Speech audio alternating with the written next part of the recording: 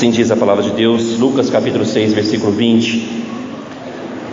Então, olhando ele para os seus discípulos, disse-lhes: Bem-aventurados vós, os pobres, porque vosso é o reino de Deus. Bem-aventurados vós, os que agora tendes fome, porque sereis fartos. Bem-aventurados vós, os que agora chorais, porque haveis de rir. Bem-aventurados sois quando os homens vos odiarem e quando vos expulsarem da sua companhia, vos injuriarem e rejeitarem o vosso nome como indigno, por causa do Filho do Homem. Regozijai-vos naquele dia e exultai, porque grande é o vosso galardão no céu, pois dessa forma procederam seus pais com os profetas. Mas ai de vós, os ricos, porque tendes a vossa consolação. Ai de vós, os que estáis agora fartos, porque vireis a ter fome. Ai de vós, agora os que rides, porque haveis de lamentar e chorar. Ai de vós, quando todos vos louvarem, porque assim procederam seus pais com os falsos profetas. Vamos orar? Senhor Deus, tenha misericórdia de nós e nos livra dos ai do Senhor. Atrai o nosso coração para amar e servir ao Senhor por meio da Tua Santa Palavra. Traga fé, se há algum incrédulo no nosso meio, e traga santidade e amor ao Senhor e arrependimento para nós que vamos participar da ceia. Em Teu nome, Jesus, eu oro. Amém. Quero compartilhar uma história no começo. Como nas minhas pesquisas eu não consegui saber se essa história ela é uma história verídica, então entenda ela como uma ilustração. Quero falar de um jovem chamado William, do século XIX. E esse jovem, ele nasceu cego. Ele era cego, mas ele estava noivo. E daí, não sei se você sabe, no século XIX, onde começou a se desenvolver as cirurgias de catarata, as cirurgias oftalmológicas, foi no século XIX. E daí William, ele na Inglaterra, ele era inglês, ele era da igreja anglicana, que era comum naquela época dos ingleses. E o pai do William tinha um médico, um amigo médico. E daí esse amigo médico era um dos pesquisadores e disse que ele falou assim: eu acho que eu tenho uma cirurgia que eu estou desenvolvendo que eu consigo fazer com que você veja, mas pode ser que não vai dar muito certo, então talvez você vai conseguir ver por alguns dias ou algumas semanas. E daí o William pegou e falou assim: eu topo essa cirurgia desde que seja com uma condição. Já que eu vou conseguir ver talvez só por alguns dias ou semanas, não sabe se vai dar certo. Naquela época, né, século XIX, a medicina não era como hoje. Ele falou assim: eu quero que a cirurgia seja feita dias antes do meu casamento. E daí a história conta que o casamento daquela época, igreja anglicana, aquela aristocracia toda, na verdade, e diz que era algo muito litúrgico, ninguém podia falar, apenas o sacerdote.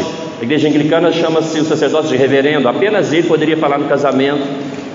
E ele fez a cirurgia antes, mas ele tinha que falar de uma condição, que era só para tirar as faixas da cirurgia no dia do seu casamento, momentos antes dele ver a sua esposa entrando.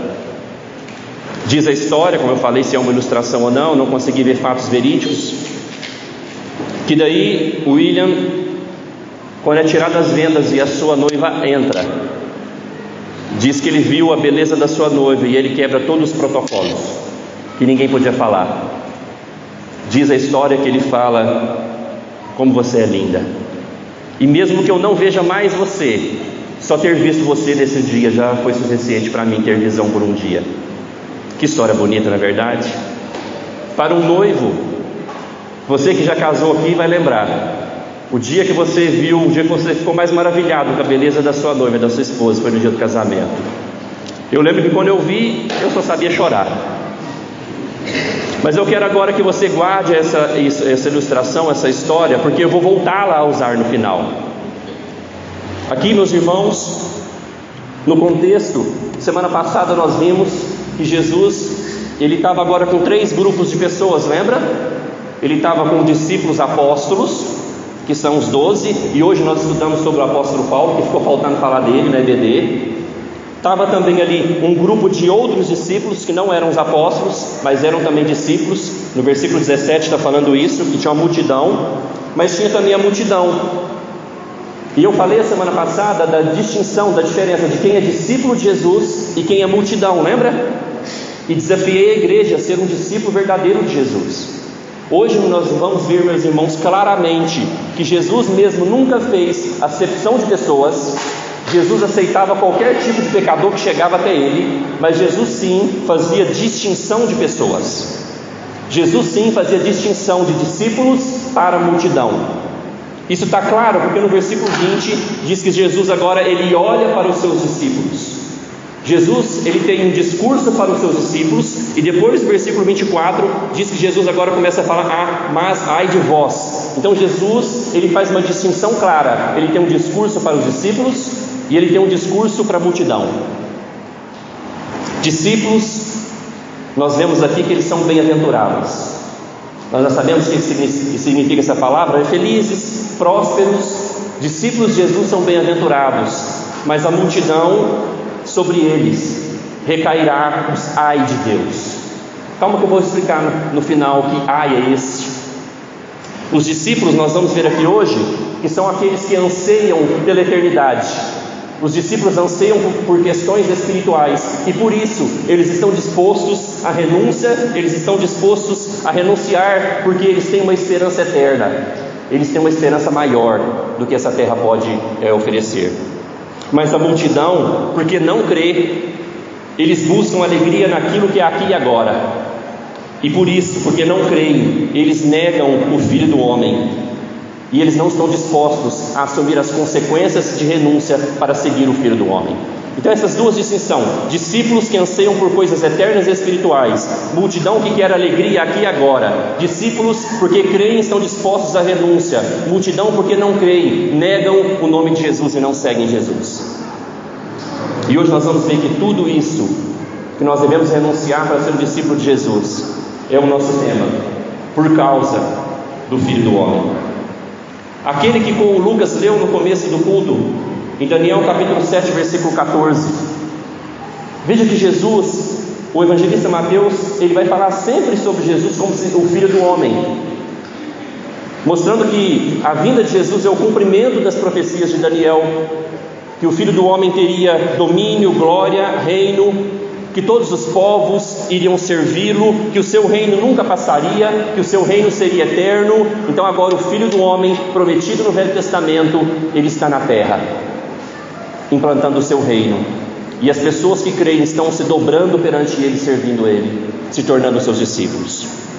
Meus irmãos, essa parte da Escritura, ela é uma parte que também você vai encontrar no Evangelho de Mateus.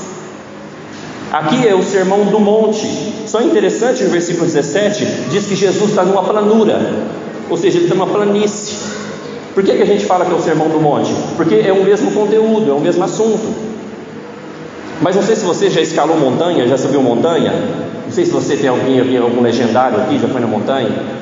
Mas eu já escalei montanhas como missionário no Nepal. E você escala, mas eles sempre em algum lugar tem uma planura, tem uma planície onde as pessoas moram. Então Jesus pregou o Sermão do Monte numa planura. E a gente percebe aqui que Lucas, por causa do objetivo dele, ele relata algumas palavras que Mateus relatou diferente, mas a pregação é a mesma. Mateus, o objetivo dele era escrever o seu evangelho para judeus. Lucas, você que vai lembrar da primeira pregação sobre Lucas, ele escreveu para alguém, um homem chamado Teófilo. Então o objetivo é diferente. Então o foco do Sermão do Monte escrito por Mateus é um foco mais espiritual, e o foco do evangelista Lucas é um foco mais social. Há essa diferença na mesma mensagem, mas como o público era diferente, eles escreveram e omitiram algumas palavras, e Mateus acrescentou algumas palavras. E vamos primeiro ver, meus irmãos, o primeiro ponto, a bem-aventurança dos discípulos. Eu quero ver a bem-aventurança dos discípulos primeiro com um foco espiritual, e depois que a gente possa ver o social dessa mensagem. Vai dizer que bem-aventurados são os pobres. Como assim os pobres são bem-aventurados? Lembrando do Evangelho de Mateus, ele vai falar que bem-aventurados são os humildes de espírito. Então quando fala pobres, meus irmãos, não é que o Evangelho é uma chamada para a pobreza, para você ficar pobre. Mas o foco espiritual do texto é aqueles que reconhecem a sua pobreza espiritual, aqueles que reconhecem a sua miséria do seu coração. Jesus, no Apocalipse capítulo 3, versículo 17, ele fala que os homens sem ele é pobre. Apocalipse capítulo 3, versículo 17, olha o que diz: pois dizes, estou rico e abastado, e não sabe de coisa alguma, e não preciso de coisa alguma, e nem sabes que tu és infeliz, sim, miserável, pobre, cego e nu. Jesus explica que os homens sem ele, embora possa ter posses, possa ter dinheiro, um homem sem Cristo é um homem pobre. Então essa pobreza da bem-aventurança são aqueles que reconhecem a sua miséria espiritual, que reconhecem que precisam de um Salvador. Já indo para a segunda bem-aventurança, que é aqueles que têm fome, o evangelista Mateus diz que é uma fome e sede de justiça. Então a pobreza e essa fome que são bem-aventurados são aqueles que têm fome pela presença de Deus, aqueles que têm fome e sabem que precisa de Jesus como pão da vida para saciar a fome da sua alma, aqueles que têm fome da justiça, ou seja, que sabem que precisam ser justificados diante de Deus, porque se não forem justificados, perdoados diante de Deus, serão condenados. Então essa fome é uma fome do pão da vida, é uma fome pela justiça de Deus. E bem-aventurados, meus irmãos, os que choram. Quem é chorão aqui?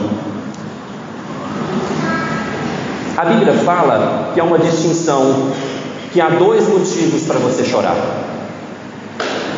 O apóstolo Paulo disse em 2 Coríntios capítulo 7, versículo 10, ele fala algo interessante sobre tristeza.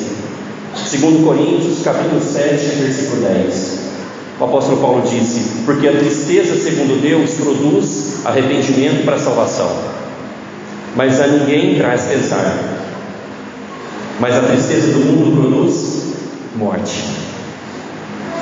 Essa tristeza tem a ver com a bem-aventurança, esse choro tem a ver com a bem-aventurança dos pobres e dos famintos, que é aquele que chora pelos seus pecados, aquele que chora porque queria ser mais santo, aquele que chora porque queria mais de Deus, e ao olhar para a sua fraqueza, ao olhar para os seus pecados, lamenta por coisas eternas e espirituais. E o apóstolo Paulo diz que quando Deus traz uma tristeza no nosso coração por causa do pecado, é o verdadeiro arrependimento. Então a tristeza segundo Deus, o choro segundo Deus, por causa dos nossos pecados, o choro trazendo arrependimento, é um choro abençoado. Mas o choro que o apóstolo Paulo diz da tristeza desse mundo é aquele choro, sabe, quando as coisas não vão bem do jeito que a gente queria, sabe, quando as coisas não caminham do jeito que a gente quer, quando você leva um fora da menina, quando você é despedido do emprego, quando o seu time, como hoje, perdeu. São tristezas por coisas mundanas. Então, meus irmãos, nós temos que analisar pelo que e por que nós estamos chorando. Porque os nossos planos não estão acontecendo, porque a nossa ganância não está sendo satisfeita, ou nós estamos chorando por causa dos nossos pecados, chorando por causa da condição caída desse mundo. Porque um verdadeiro cristão, onde Deus traz o arrependimento no coração dele, ele não é insensível às mazelas desse mundo e às mazelas do seu próprio coração. Vocês estão entendendo? Naquela semana de oração que a gente fez na primeira semana do mês, lembra? E daí eu fui orar com algumas senhoras, e daí uma das senhoras, ela começou a chorar pelos perdidos, e aquilo me impactou tanto. Eu falei assim: qual foi a última vez que eu chorei pelas pessoas que estão perdidas? O choro daquela senhora, orando para as pessoas se converterem, orando pelos perdidos, me constrangeu. Qual foi a última vez que você orou por coisas santas? Chorou por coisas santas? Qual foi a última vez que você cometeu um pecado e chorou de arrependimento? Qual foi a última vez que você viu a situação desse mundo, vivendo em pecado, a mazela desse mundo, e chorou por causa desse mundo? Os bem-aventurados choram por coisas santas. A nossa visão de igreja, ela acaba sendo tão distorcida, influenciada por esse mundo, que às vezes a gente pensa que uma programação boa da igreja, uma igreja boa é que produz entretenimento ou que produz emocionalismo. Mas perceba, meus irmãos, que o choro, uma programação boa é aquela programação que nós vamos chorar pelos nossos pecados, que nós vamos chorar por ser mais santos, chorar pela presença de Deus, chorar pelos perdidos. Então, assim como eu perguntei para mim, eu pergunto para você: qual foi a última vez que você chorou por coisas santas? Porque os pobres, os famintos, os chorões, pela graça de Deus e por causa do Senhor Jesus, Ele tem algumas promessas. O reino de Deus é deles, eles serão fartos e no final eles vão vir. Deus dará ainda nessa terra e na glória eterna uma alegria abundante e extrema. É nesse contexto, meus irmãos, que o salmista escreveu o Salmo 126. Quem lembra do Salmo 126? É nesse contexto, nessa ótica de choro, de renúncia, que o Salmo 126, versículo 4 e 5 diz o seguinte, versículo 5 e 6 diz o seguinte: os que com lágrimas semeiam, com júbilo ceifarão. Quem sai andando e chorando enquanto semeia, voltará com júbilo, trazendo seus feios. Quem chora pelos seus pecados, quem chora por questões espirituais, a promessa de Deus, que sai andando e chorando, é que você vai ter júbilo, vai ter alegria. Deus vai suprir a sua vida.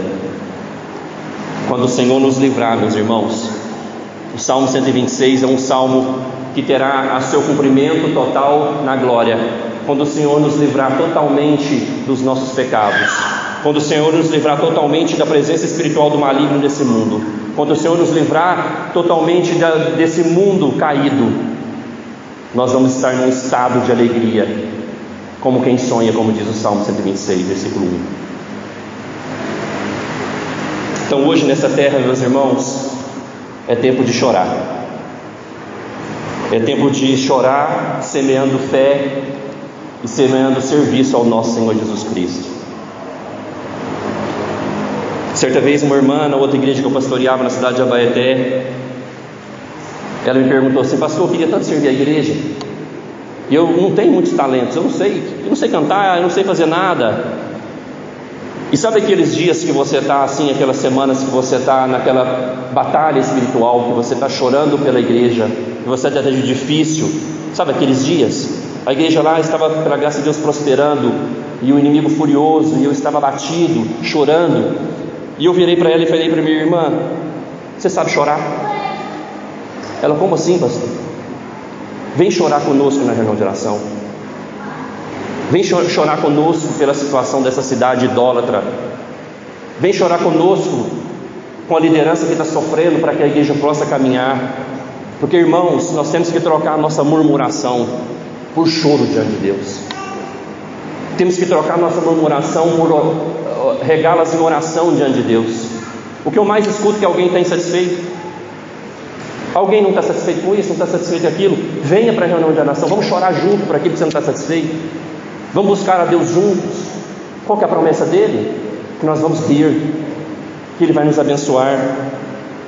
Então chore bastante, mas chore pelas coisas eternas e santas, porque a tristeza desse mundo, ela produz morte. E um dia, em Apocalipse capítulo 21, versículo 4, diz que nós não vamos chorar mais, que o próprio Deus enxugará das nossas lágrimas, dos nossos olhos. Então, meus irmãos, Lucas, ele omite o significado espiritual, mas ele deixa embutido o significado espiritual dos seus ensinos, propositalmente. Eu vou explicar para vocês agora, e eu quero agora explicar o sentido social daquilo que Lucas está falando sobre pobreza, fome e choro. Seguir Jesus naquela época, e hoje em vários países, é sim você ter uma renúncia social muito grande. Os discípulos, para seguir Jesus, eles renunciaram sim, eles ficaram mais pobres. Quem lembra do publicano Zaqueu também, mas do publicano Levi, que deixou tudo para seguir Jesus?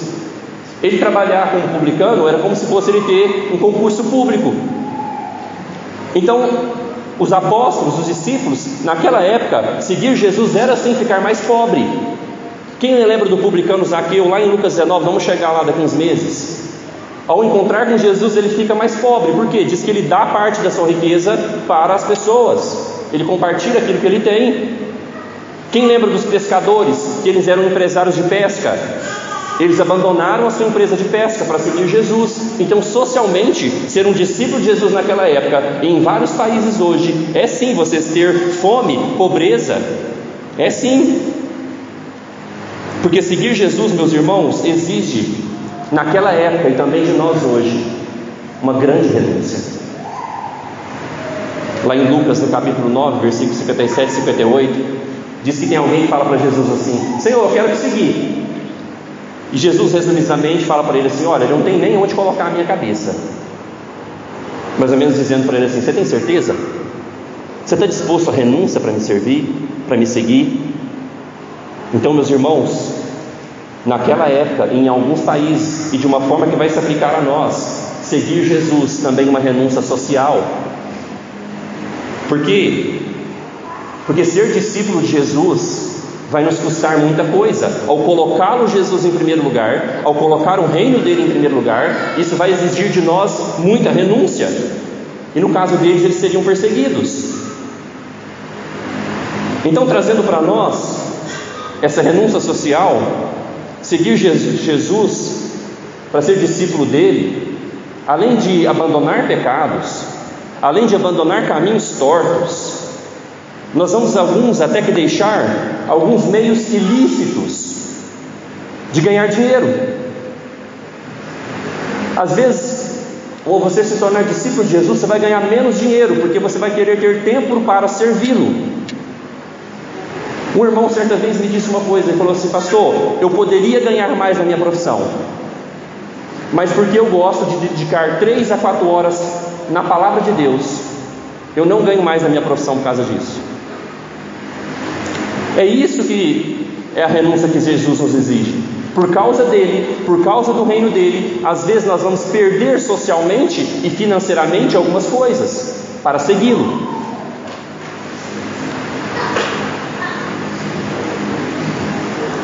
Mas saiba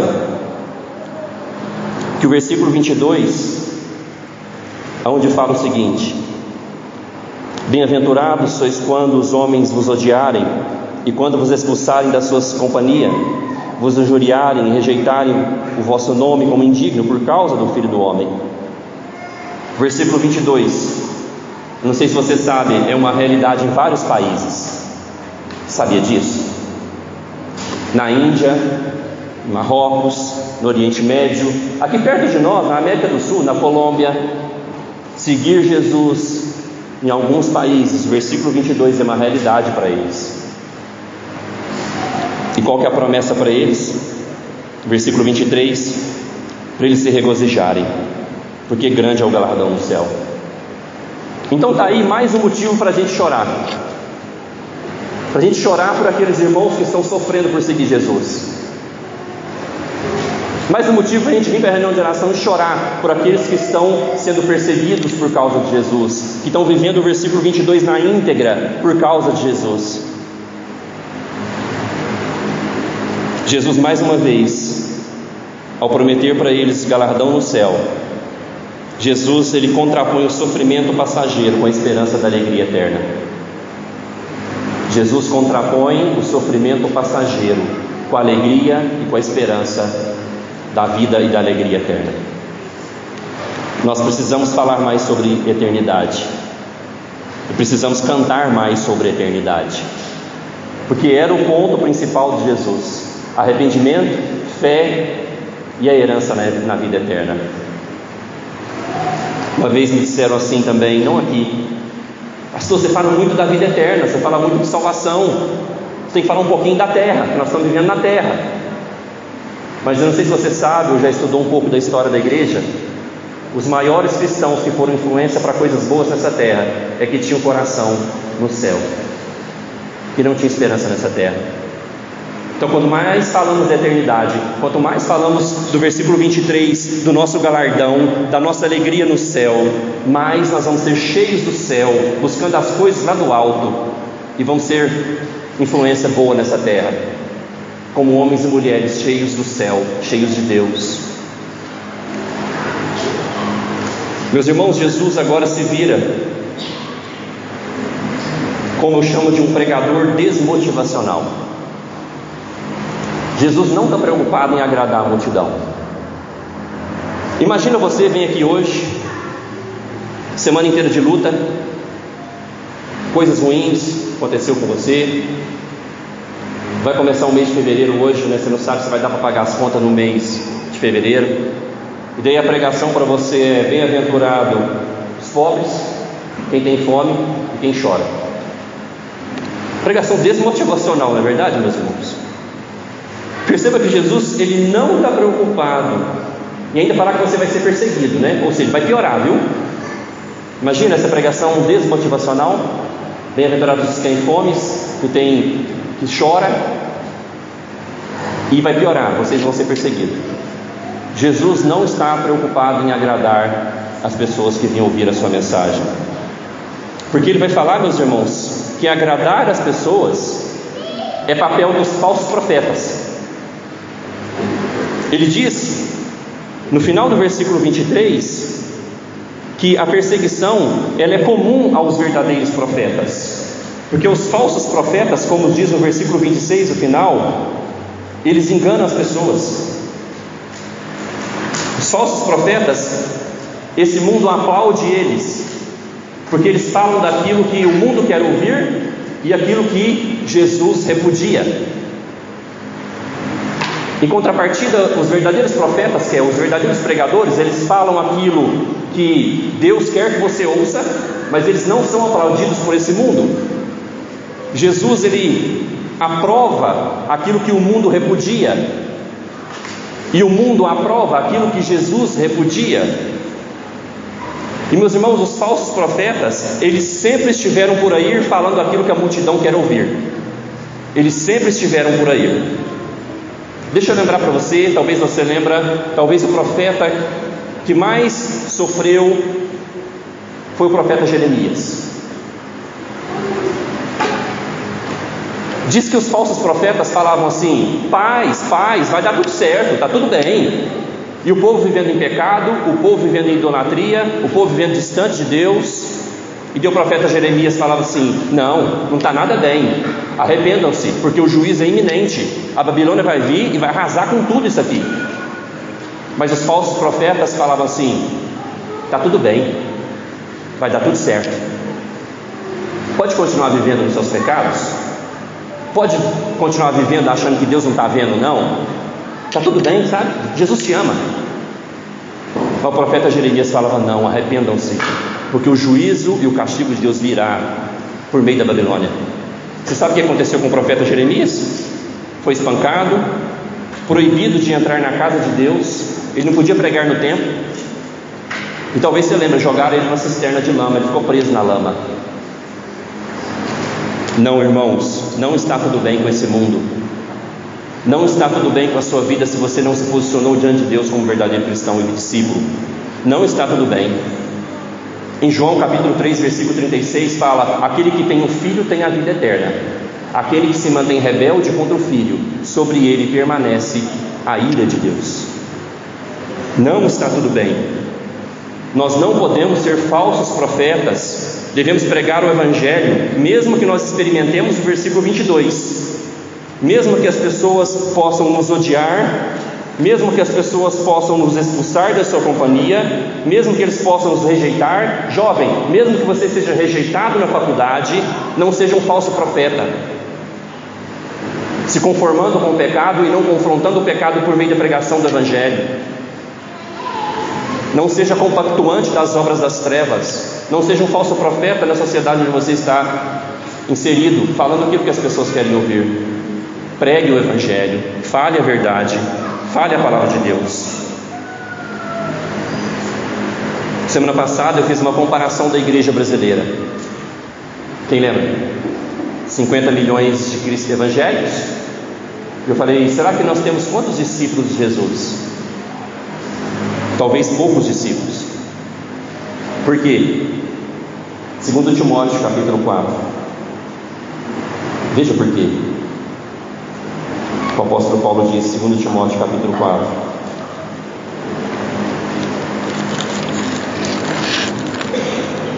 Segundo Timóteo 4, versículo 2, diz assim: pregue a palavra, insta, quer seja oportuno, quer não, corrige, repreende, exorta com toda longanimidade e doutrina, pois haverá tempo que não suportarão a sã doutrina, pelo contrário, cercar-se-ão de mestres segundo as suas próprias cobiças, como que sentindo coceira nos ouvidos, e se recusarão a dar ouvidos à verdade, entregando as fábulas.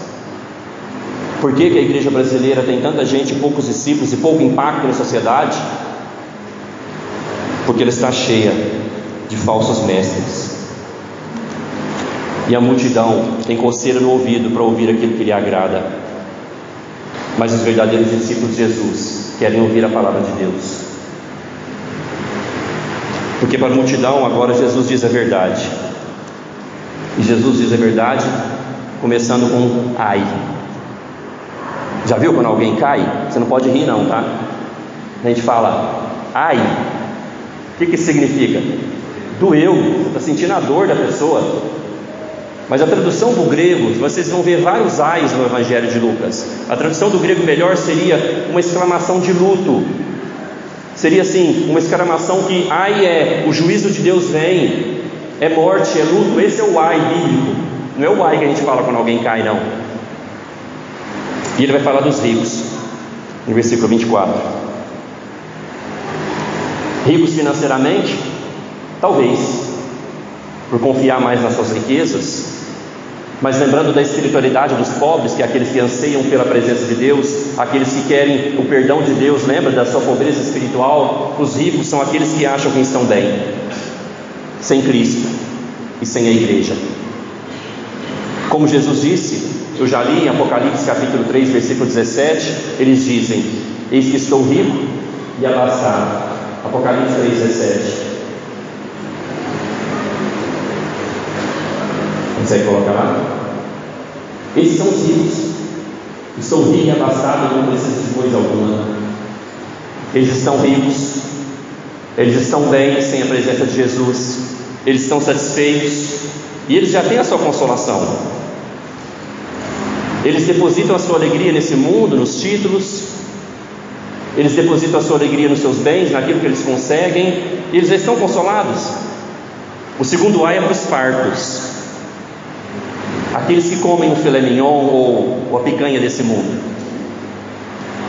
Eles já estão satisfeitos com aquilo que o mundo oferece, e eles não têm fome por Deus. Eles preferem as picanhas desse mundo do que a simples santa ceia do Senhor. E os que riem, eles já estão alegres? A falsa alegria desse mundo, eles já estão satisfeitos, buscando as obras da carne, seguindo o curso deste mundo? Por que eles estão rindo, felizes? Porque o mundo os aplaude. O mundo aplaude esses que são bonitos e satisfeitos com esse mundo. E eles que são ricos, que já estão satisfeitos, eles procuram os falsos profetas. Por que eles procuram os falsos profetas? Obrigado. Porque eles querem que a sua mente continue cauterizada, não confrontando o seu estilo de vida pecaminoso. Por isso eles procuram ouvir aqueles que vão falar coisas que agradam a eles, porque eles querem continuar nas suas vidas. Diante disso eu pergunto: que tipo de pregador que você gosta de ouvir?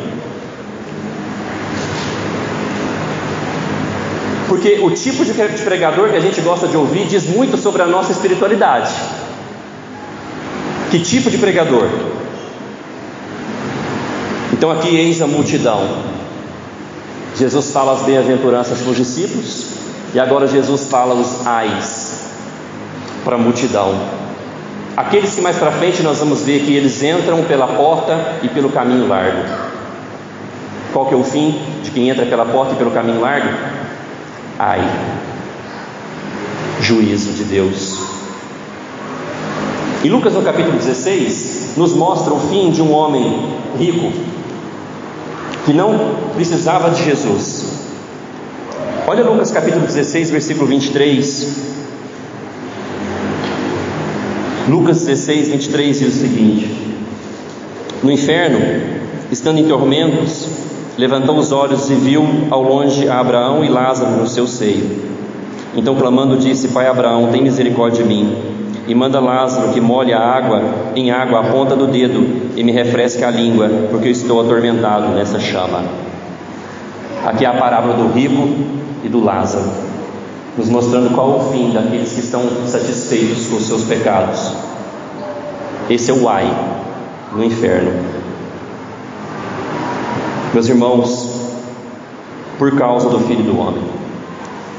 Eu quero voltar agora para os discípulos, para você.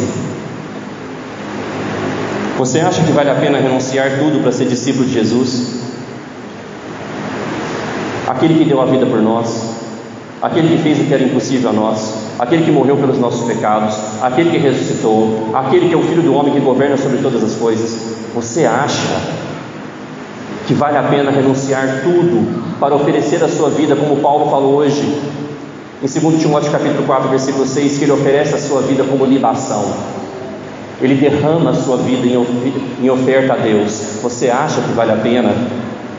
Acha que vale a pena ser rejeitado por esse mundo por ser um cristão verdadeiro?